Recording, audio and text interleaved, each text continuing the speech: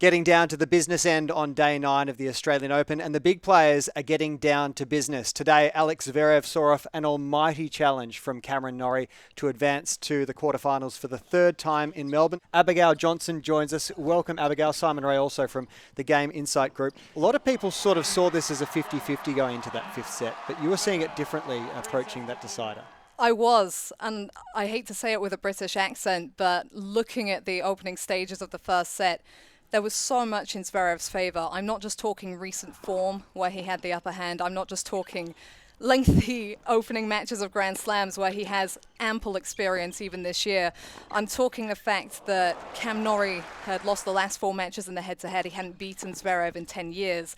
And it's not a nice matchup for him, given that Zverev's leaning into that head-to-head advantage. He's got just under an 80% winning record against left-handed players, and he can be as secure as Norrie at the back of the court. And it was very evident to me from early on that Norrie felt like he had to come out here and try different things this time around. And credit to him, he was rushing the net, he was getting in there a little bit more quickly, but you could sense that that was out of his comfort zone. And from very early on, it felt like he was playing at a ceiling level that it was going to be very tough to maintain over the length of time that Zverev was going to keep him out there. And he had to try something different. He had to go for that because he'd lost the last 4 meetings. He had to try and surprise Zverev somewhat. But ultimately, Zverev had all of that to lean into, and he also had the serve. He gets more out of his serve than Norrie. He wasn't allowing Norrie to settle into the angled cross-court exchanges that he'd usually be very comfortable with. And I think ultimately, as much as Zverev can get passive and dip within matches, that's what it felt like. It felt like Norrie, even with his intensity and his attitude on the court, had to play up here. Zverev could drop down to here and still have that maintainable upper level. And ultimately, at the back end of the match in that final set, he had the serve. He was getting more out of it. He was getting easier holds, and he was able to keep nicely in touch with Norrie until he made that final push at the back end of the match, as he has done so many times before. So, Simon, the final scoreline, 7-5, 3-6, 6-3, 3-6, 6-4 with a match tiebreak of 10-3.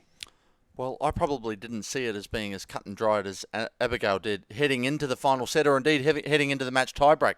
I thought it was a 50-50 proposition going into that tiebreaker, but I do agree with Abigail in terms of ultimately, for me, the determining factor in the match is the Zverev serve, and the ability he's got behind that serve to generate consistent heat across 5 sets is one thing. So, it's one thing to come out opening set or two over a 5-set match serving above or averaging above 200 Ks an hour. This guy did it across 5 sets today. Averaged above 200 kilometers an hour, across 5 sets of tennis. Enormous number of free points in behind that.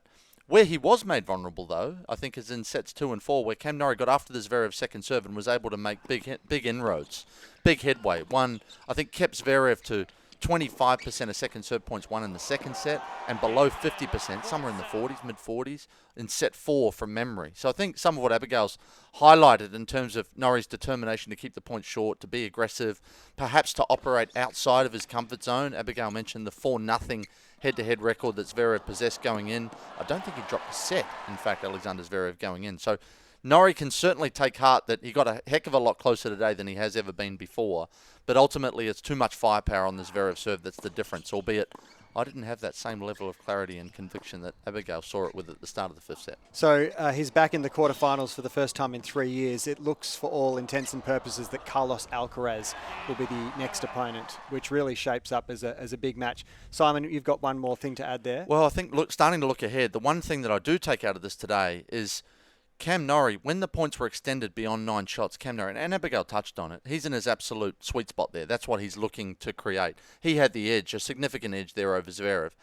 And as a result, he was able to make Zverev play quite a physical toll. So typically, from some of the distance or physical numbers attached to this match today, typically we'd see Zverev, based on everything we've seen from him over the journey at the Australian Open, cover just over 2 kilometres. Today he's up near 4 kilometres of distance covered. We'd typically seen him sprint 20 times in a best-of-5 set match. 68 times today. Wow. We saw Norrie go for the drop shot and execute it really well until the very back end of that match, and ultimately it cost him a bit, some poorly executed drop shots in the match tiebreak. But I do wonder, I think it's a factor moving forward, the physical toll that Zverev's going to have to pay for getting through that match tonight. It will, and it always has done in the past for Zverev. In these earlier stages of the slams, he's really able to lean into the fact, like in his match against Lucas Klein, he was a couple of points away from defeat. He came through clutch with the serve in the big moments. That's fine for the early stages of a major, but inevitably it will catch up to him, and that's been the case for a few years. It's a stage of his career that Zverev really needs to push out of if he's to win a Grand Slam title anytime soon, because winning 7 matches, best of 5 sets, you just can't afford to wander around the garden path like that. I think it's up to 14 hours on court now with a 4 hour and 5 minutes match time today. So how do you see the shape of this match playing out? Alcaraz and Zverev in the quarters. The thing with Zverev taking on Alcaraz is that he's always walked into that matchup with confidence. And you can say what you like about Zverev and the issues he's had on his second serve over times, and maybe getting worn down at the back end of majors, as indeed he was at the US Open. He was absolutely cooked when he walked into that matchup because of the incredible humidity there. But he will always back himself. He has that self-confidence that comes from many years of going up against these guys. And the aura that Alcaraz has already built in the locker room around many of his other opponents, I don't think it touches Zverev so much. I'd still back Alcaraz in so many areas off the ground and just in his way of reading the game and being able to respond to situations. But I have to give that to Zverev, and that he will walk with his head up into that match and probably should have the freedom to maintain the kind of serving intensity that we saw from him against Norrie. So I definitely wouldn't be calling him for the outright win, but I think that he would be giving himself serious chances in that matchup. Well, they played a lot recently. I think they played 3 times in 2023. And having a quick look at the head-to-head record, there's not many that would hold a winning record over Alcaraz at the moment. Zverev's one of them, interestingly enough. So Abigail touches on that. I do think, though, the physical price that Zverev pays for the 5-set performance today, the time on court that you mentioned, John, I think it's a factor in the match. Alcaraz has looked superb. I think he goes in as a really warm favourite in my mind. Okay, so turning the spotlight to day 10, and we're going to have a look at the match between Marta Kostyuk and Coco Gauff, 2 supreme athletes, Abigail, to meet for the second time. Gauff beat Kostyuk in Adelaide in 2022. Yeah, it's interesting that their previous meeting came in Australia and that it went the distance. I think both players have taken several new steps in their careers since then. Gauff most notably winning the US Open. She comes in this time as a Grand Slam champion, and she's always had the head game, Coco Gauff. I think even before she had the groundwork, she had that incredible composure. That was always the standout for Gauff with me. On the other side of the net, you have Kostyuk, who looks like she's about to blow to pieces in about every single match she plays. But to me, she's kind of like the female version of Andrei Rublev. Yes. They will have those moments between points, but you can't really take a lot from that actually moving into the points, because they're able to isolate that and still play their game. And I think Kostyuk has the game to make this an interesting match. She's not just a big hitter. She can insert the drop shot. She's actually a pretty good reader of the game.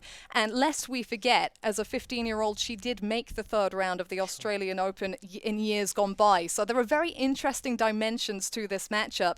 But Gauff, for me, it's so impressive how she settled into her role as a top player already. And she, even at 19, she's taken her time to get there. She's built the blocks. Over the last year, she started to pick up the big wins.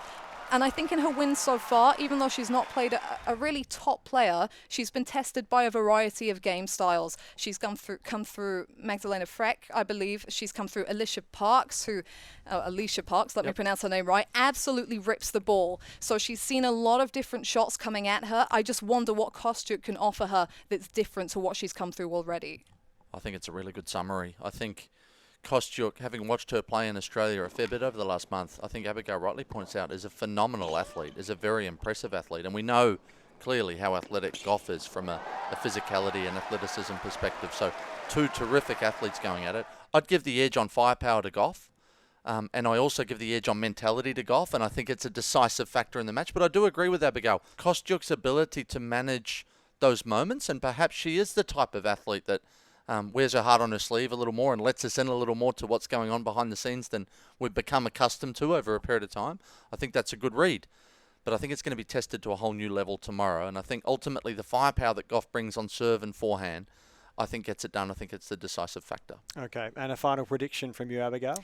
Yeah, I have to side with Coco Gauff. I didn't have her up there as a really high-level title contender like most coming into the Open, but she's got that big-time mentality. She's also got the defensive work, enough to protect the forehand that still is probably not technically where she would want it to be. And I think she's too mature to let this phase her. She's able to lean into that Grand Slam experience that Kostyuk doesn't have at quarterfinal stage and beyond as well. So I might give Kostyuk a set, but I'm calling Coco Gauff for the win. There you have it. Come back on day 10 to hear the result of that match. And if you'd like to hear the full episode from today's AO Show, just head to wherever you get your podcasts and search for the AO Show. Be sure to subscribe while you're there.